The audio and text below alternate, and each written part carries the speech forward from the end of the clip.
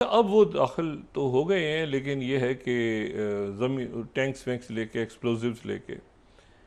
लेकिन उसके साथ ही जो मोसाद की जो इंटरनल वो जो आपस में जो कम्युनिकेशन उनकी चल रही है वो ये है कि 4 से 5 हज़ार हमास के ताज़ा दम जंगजू जो हैं वहाँ पे उनके मुंतज़र हैं। सही।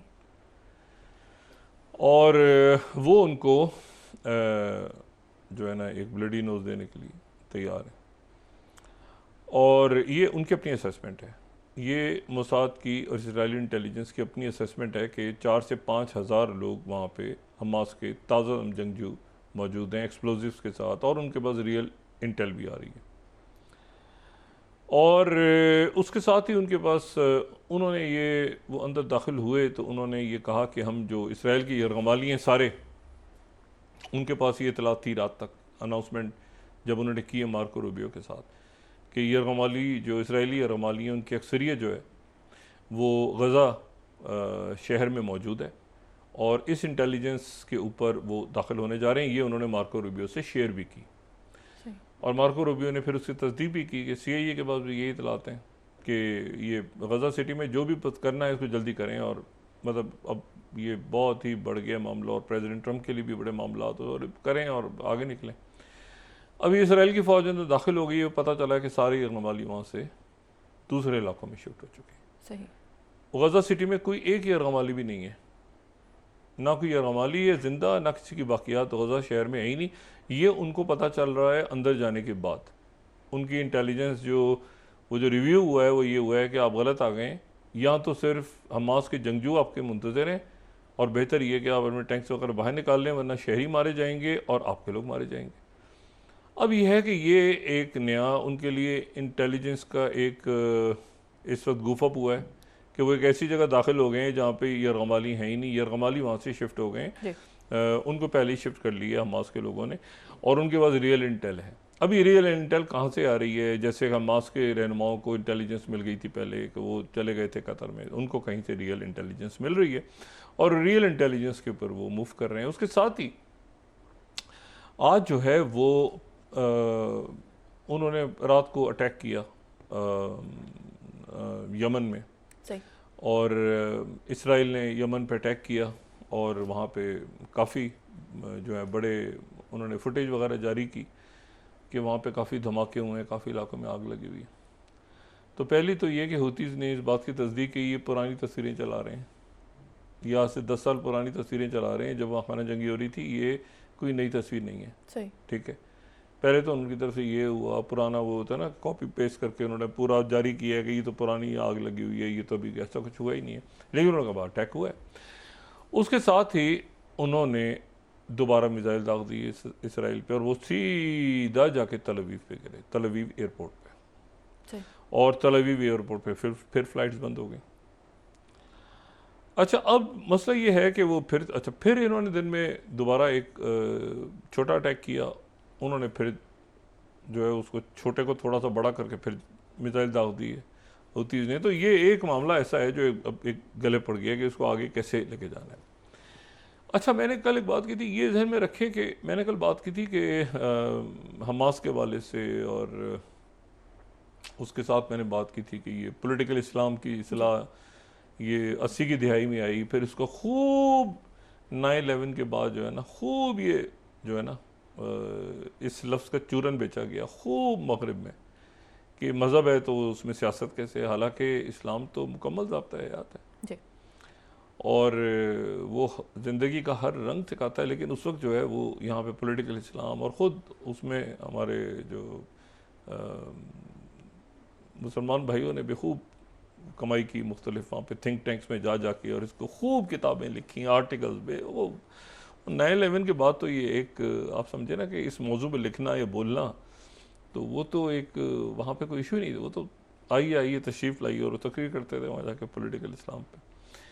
अच्छा, तो बहरहाल अब इशू ये है कि वो इसमें एक यहाँ पे जो बात है वो मैं ऐड करता चलूँ कि तो कल मैंने बात की थी कि थोड़ा सा वो जो ये हैं सारे सुन्नी, जी। ठीक है ना, लेकिन इनमें इख्तलाफ फ़िक़ही इख्तलाफ, लेकिन एक जो मुल्क है उसकी जो हुक्मरान जमात है जी वो भी एक बहुत बड़ा मसला है बाकी ममालिक के लिए, और वो है उस मुल्क की जो जमात है जस्टिस एंड डेवलपमेंट पार्टी,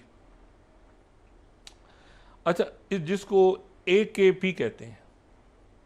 ये जो जमात है ये 2001 में ये कायम हुई थी AKP, और इसकी जो एक इम्पॉर्टेंट बात है वो ये है कि ये अख़वान मुस्लिमून की कोई ब्रांच नहीं है, इनके अपने नज़रियात हैं। सही। ठीक है, ये पता नहीं हम निशान सही लगा रहे हैं कि नहीं लगा रहे, मेरा ख्याल है कि अच्छा ये जस्टिस एंड डेवलपमेंट पार्टी की बात हो रही है। तो जस्टिस एंड डेवलपमेंट पार्टी जो है ये जो है वो जस्टिस एंड डेवलपमेंट पार्टी वो है, ये मैंने कहा ध्यान में रखें कि अख़वानुल मुस्लिमून की शाख नहीं है, लेकिन नज़रियाती तौर पे आप यूँ समझ लें जैसी जमात इस्लामी है ना, तो हम जमात इस्लामी को ये नहीं कह सकते कि जमात इस्लामी अख़वानुल मुस्लिमून की शाख है।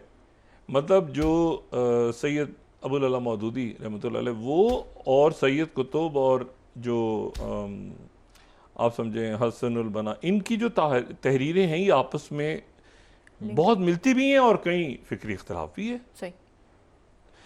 ये जितने उलमा गुजरे हैं ना, बड़े नाम जो रहे हैं, ये इनमें इख्तलाफ भी रहे हैं, लेकिन फ़िक़ही वो मतलब ये नहीं कि मतलब दुश्मनी नहीं, मतलब फ़िक़ही इख्तलाफ, फ़िक्री इख्तलाफ, मसाले का, जैसे मैंने आपसे कहा कि देवबंदी और बरेलवी दोनों ही हनफी हैं, तो अब ये कितनी अजीब बात लगती है।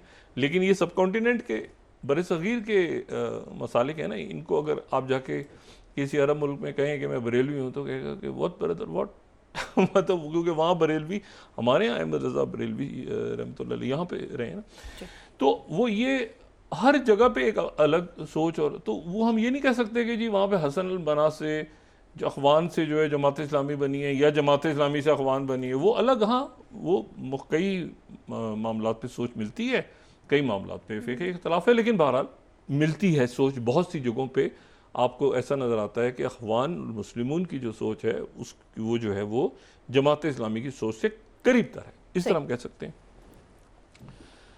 अच्छा, लेकिन एक और जमात भी ऐसी ही है जो मैंने आपसे कहा कि जस्टिस एंड डेवलपमेंट पार्टी, ये वो जमात है जिसके बानी रजब तैयब उर्दगन है।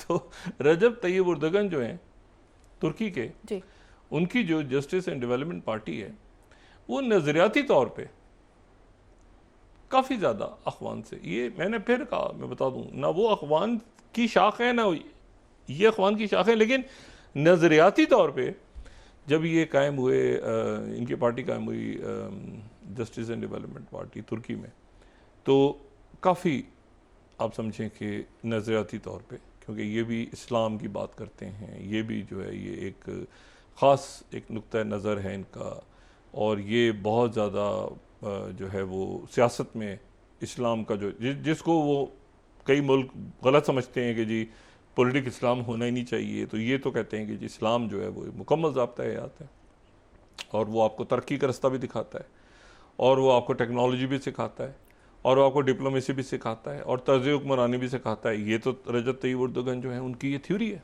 कि ये तो वो यहाँ जो यानी अगर आप इस वक्त देखें तो वैसे तो ट्यूनिस में भी एक जमात आपको मिलेगी जो कि अख़वान के साथ करीब होगी, वैसे तो आपको जो है वो पाकिस्तान में भी मिलेगी कोई जमात, या आपको हर जगह मिलेगी, लेकिन एक जगह ऐसी है जहाँ पर जो जमात हुक्मरान है और मजबूत तरीन है, उसके ख़यालात जो हैं वो अख़वान से मिलते हैं।